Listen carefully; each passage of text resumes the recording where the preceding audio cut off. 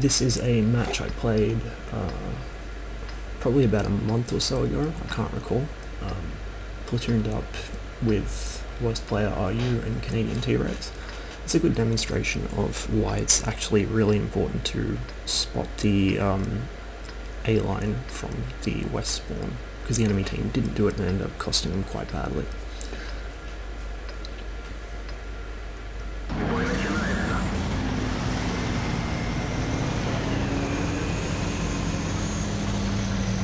As usual, when I'm playing a medium, I decide to head up to the North Pass. It's kind of hit or miss, it depends what the enemy team does. If they effectively scout it, it can be almost a death sentence. If they fail to scout it, which is what this team did, you can have quite an easy match up there.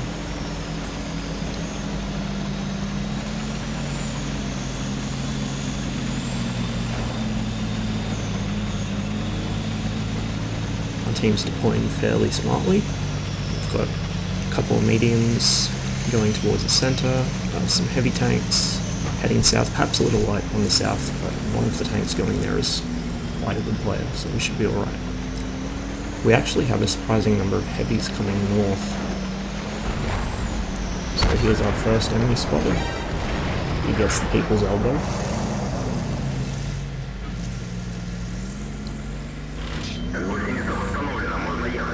Probably my favourite way of dealing with fight tanks. And so with him dealt with, the Lorraine pushes up. It doesn't appear to be spotted because nobody's shooting at him, so I also move up. Now this spot where I'm sitting is pretty dicey if they get a spotter in that row of bushes just in front of my tank, but they don't. So we're quite safe to sit here and pound shots into their sides from afar. Of course, the auto-aim bug still hasn't been fixed in replays.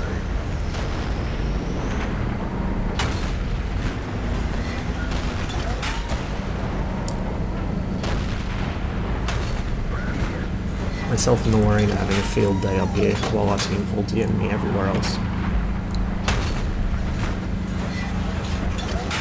And here I take another blind shot at the T-34, knowing he was probably tracked, and sure enough, I managed to bag him. So we've only lost one Tier 8 right now, and we've managed to take out 2 Tier 8s and a Tier 7 light tank.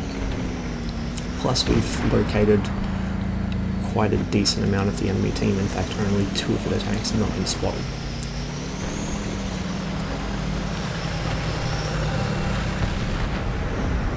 Waffles lit, so now we know where he is as well.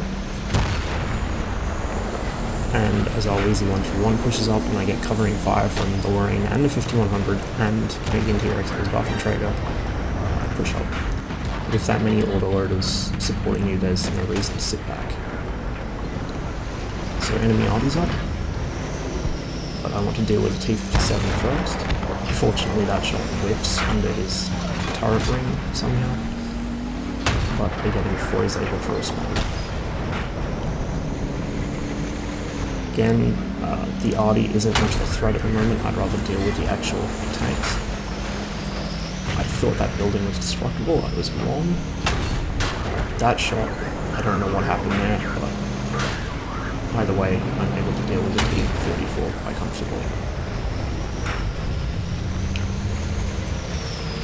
So we just wiped out 2/3 of the enemy team in this northern area and through the centre. All that's left is the group down south, which are pushing around the point into our Havoc player, which is not obviously doing them any good. They finally take him down. Notice that there were only 2 tanks there.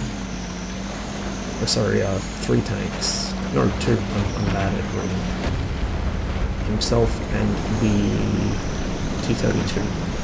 And yet it took the enemy team that long to push around the point. By that time they'd lost the rest of their team. So, as he astutely observes in chat, it did them absolutely no good to try and push on him down there. Now with the Lorraine in support, I push through the south to try and get some extra damage in and expedite the cleaning up of that enemy team. I don't want to drive in front of him as he clips, so I stop short, back off a little to make sure he's got room to shoot, and then I begin helping. There's no reason to hog the damage here, there's plenty to go around. so I'm happy to let him keep hitting that IS-4. With only 4 tanks left, the enemy team are bottled up in the south. They're surrounded completely by our team, and so all we have to do is just move in and clean them up, which isn't going to be hard considering they're split between 2 directions. KV-4 is not really a threat. The 268 is, so I ignore the KV and deal with the TD first. The IS-7 isn't my problem, he's being clowned by a light tank.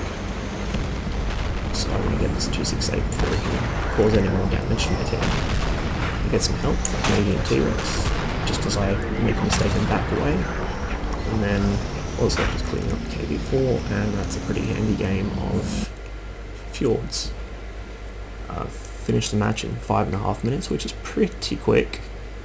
This map tends to either be over in 5 minutes or turn into a 15-minute hellhole.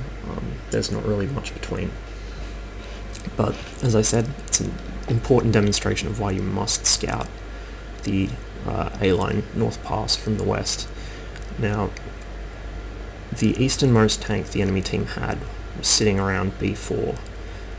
If they'd pushed a tank even into A6, B6 and just popped around that corner, they probably would have seen us.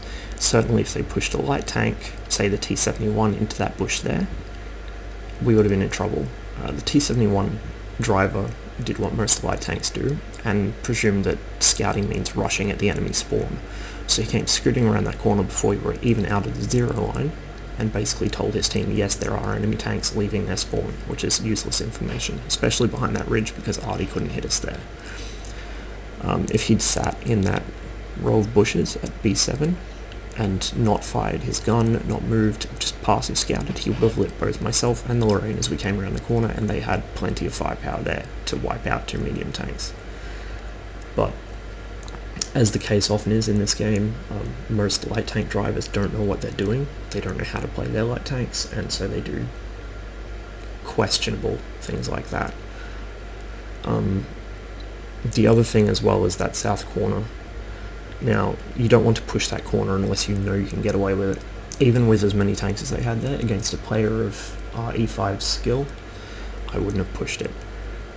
The main thing, I think, is to hold the south. You don't want to push around the corner, you just want to stop the enemy team from pushing. Hold the middle and work through north. Now, the reason I say hold the middle is because from the east side, your guys down on that south point, unless they push forwards, can be shot from middle. However, the other side doesn't have that problem, unless they sit on that corner in G3, G4ish, or sorry, F4, up in there. Right on that corner you can be shot from mid, but it's nowhere near as big of a disadvantage as the east side has. Of course, the east side does have better terrain for cover and concealment from the north, but I would say the map is fairly balanced now, certainly since the addition of that ridge line in the centre. Either way, as usual, you have to see something to shoot it, and if you don't have effective scouts, you're not going to win a match, unless the enemy team fucks up quite colossally. So always remember, instead of rushing into the enemy spawn, or instead of sitting back and hoping to spot things from afar, always have somebody at least who knows what they're doing up where they can see what's going on. There's more to map control than actually holding as much of the map as possible. You need to actually be able to see as much of the map as possible to establish map control, and as I've said numerous times, in the vast majority of cases, especially in pub matches, map control is what wins you a game.